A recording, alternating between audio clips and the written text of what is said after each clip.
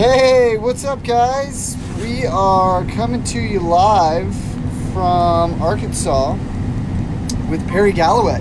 What's up, Perry? How you doing, sir? Oh, good afternoon. We're out here harvesting some soybeans in Woodruff County, Arkansas, in the community of Revel, Arkansas. Been looking forward to this field all year. Been a real nice field. So now we're out here, and we've had some pleasant and some not so pleasant surprises, which is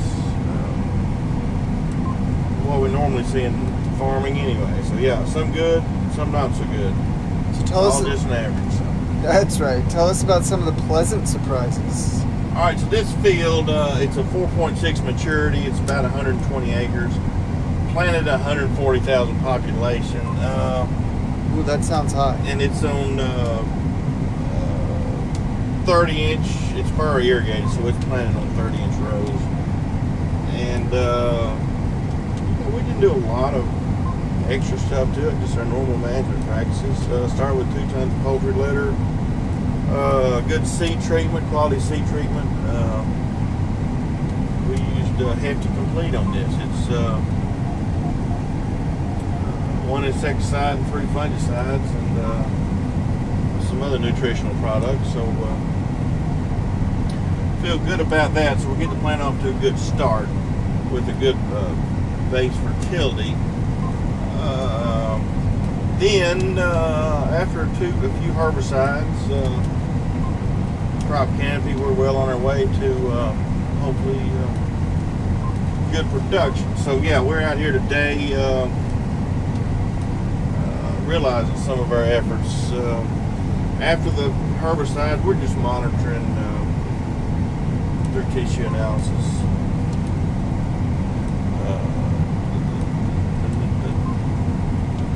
The nutrients in the plant, trying to keep those. We're big believers in boron throughout the growing season, and then potash, especially here in pod food. A lot of, not only start with a lot of potash in the soil, we use a fair amount of foliar potash. And when we an opportune time to put that out, foliar potash is with a fungicide application. We use Revitec this year. And, love that BASF. Yeah, Revitec BASF. We use Revitec in the beans and Veltima in the corn. Great results. I can't say it's great things about those 2 fungicides. Keep the beans really nice and healthy. Plus, it provides a platform to supply any later season or in the reproductive phases. To get some potash out. So that's been a really successful program for us. And we monitor insects too. We didn't have too much of an insect problem. What we see in the upper mid-south is when the worms come in, the bollworm or the bollworm in cotton, podworm in soybeans. What we typically see is come in around August, but we're so well canopied by then. I mean, those beans are going to be chest high, and a moth can't even fly down in those canopy to lay an egg to hatch into a worm. So I'm not going to say that never happens, but for the most part, those moths and worms show up in beans that may not quite be so healthy.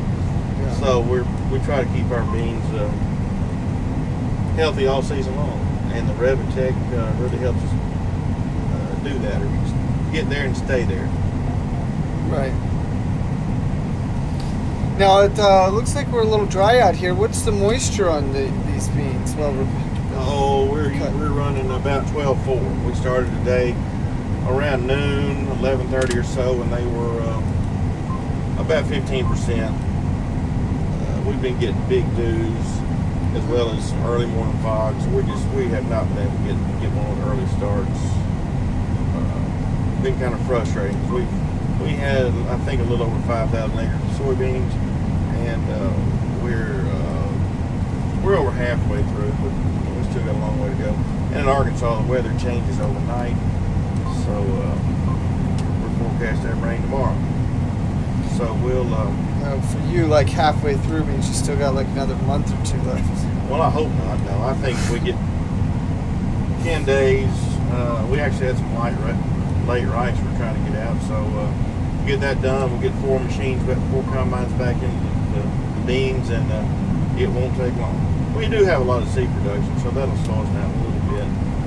Do you have any combines down today?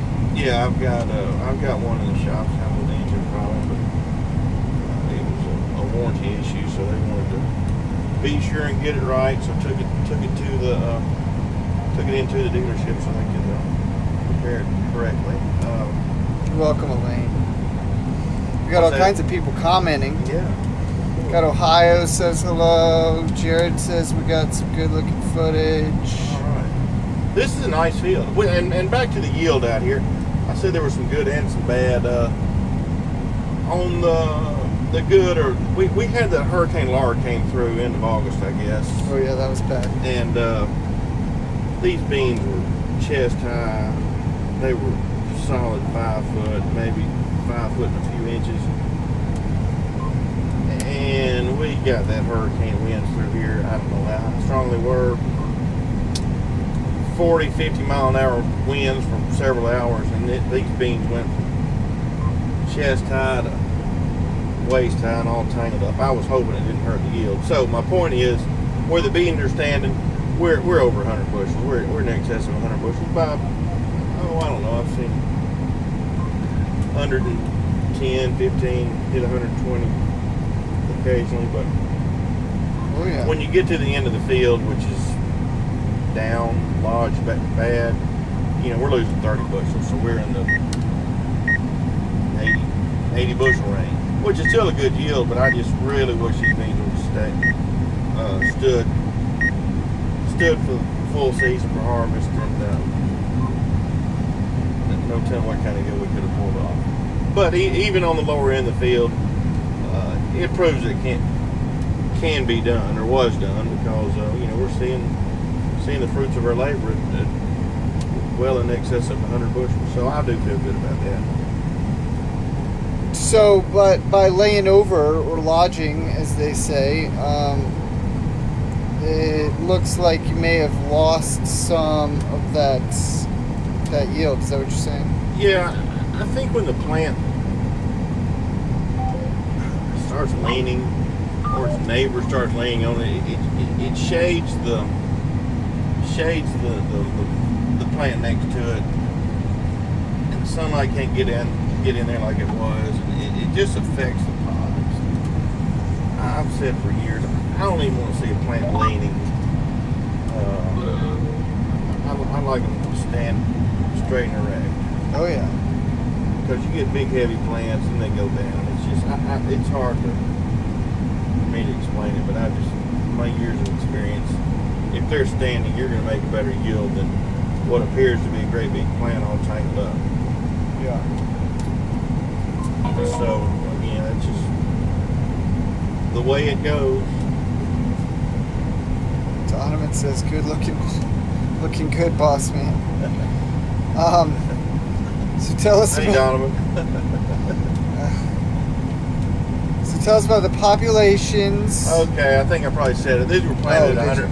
Well, 140,000 was a planted population. Probably merged was 120. I can go back and look, which would be about what our harvest population is. So we set our moisture. Do we know our test weight?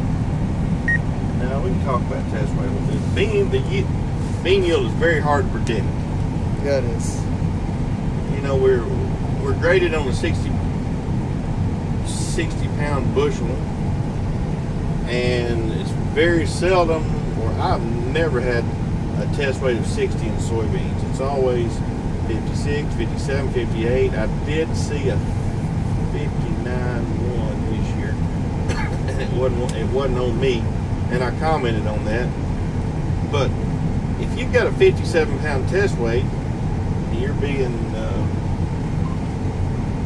scored, let's say, or selling 60 pound bushels, your yield just went down 5%. because 57 from 60 is 3, and 3 divided by 60 is 5%. So yeah, you got to take 5% right off the top, which is unfortunate. But I mean, it's nothing but math. And I don't know. I've tried for years to find someone to tell me or show me how to get the 60-pound test weight on soybeans, and never hadn't gotten there. Well, it takes a lot of moisture. Yeah, and it's a balance between the oil and the protein in the seed. Somebody's asking about your raised seed beds. Yeah, so this is furrow irrigated. I've got explain that to well, us. we farm about 10,000 acres, and we've got close to 50 center pivots, irrigation systems, and the rest of it, when we are 90% irrigated, the rest of it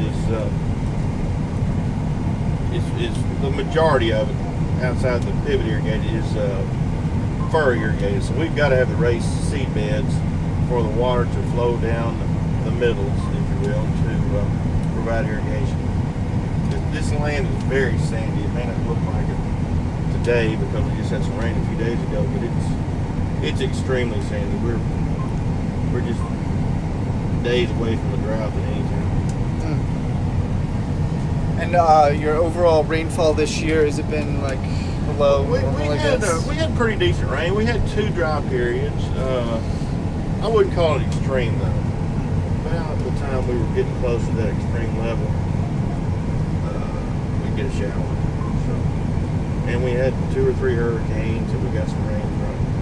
We had one rain event. We were forecast to get 5 to 7 inches, and I don't think we got a half inch. It was pretty, and that was one of those time periods that was getting dry. We thought, well, this is really going to be nice, getting the rain when we need it, and it didn't materialize. Never came, huh? Never came. Is it true that the best way to make it rain is to move your pivots? That's what I heard. We do not tow pivots anymore. I cut my teeth on pivots and towing them from one place to the other. We do not do it.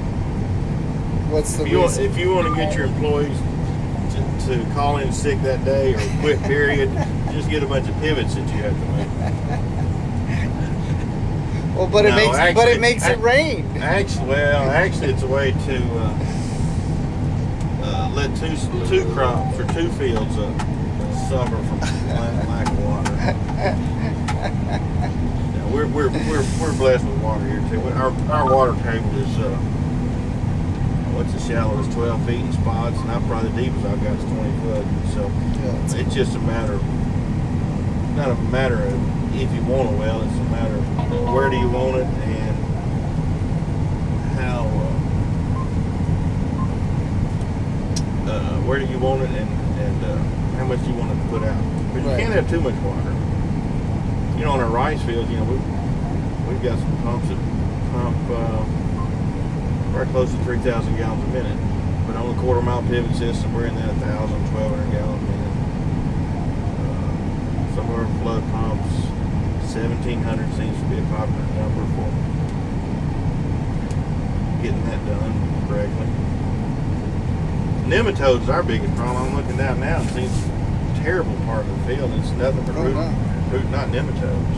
I don't know exactly what that is. And I mean, that's a parasite that feeds on the roots and lays eggs. And I mean, they are beneficial nematodes, but our problem is a root knot nematode, and it wreaks havoc on us. There's just not much affordable control. We're gonna have to do something though, because it's getting worse and worse every year. And I do everything commercially available to guard against them, but it's just not effective. Or the affordable stuff doesn't seem to be effective. Yeah, that I believe. Get what you pay for. There are some products out there that do work, and I use them occasionally, but they can probably minimum $60 an acre. Ooh, buddy. 60 an acre. That adds up pretty quick. Yeah, it does. But I mean, difference between making a good yield. It doesn't seem like there's much in between anymore. No. If you're making 70 bushels of soybeans and you hit one of those bad nematode spots, it goes to 0. Yeah. Overnight. So Somebody asked how fast you're running in this field right now. 3.3. 3.3 miles an hour. Now, that seems a little fast. No. Some guys run 5, 6, 7. But 3.3 seems to be doing pretty good. This combine has a harvest smart on it where it controls the speed, but I don't really like that feature. I'm not used to that feature. We're actually, there was a seed company's plot. That's why the discolored beans out here. We're in a plot that was being evaluated for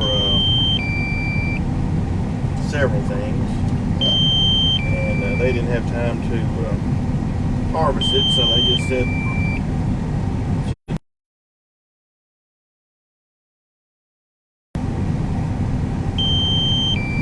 we've got gray beans, red beans, and all colors in between. That's what that's about. I got you. I'm gonna have to. The battery's dead, so we're gonna have to let you guys go for a little bit. We're gonna get a new battery, and then we're gonna come back with some live action, and we've got a special announcement that we got to tell you guys about today. Send in your questions. I love answering questions. Send in some more questions for Perry. So the question was about real speed, whatever that means. Real speed. Yeah, well, I don't even know what that is. I don't know. The rule of thumb is just a little bit faster than your ground speed. Oh, I see. This reel is it's automated. It's tied to the ground speed. I gotcha. So I'm gonna have to bring in the drone to here. So real speed is 9 and 10. Oh, 9 and 10. Copy that. All right, we'll let you go. Talk to you guys soon.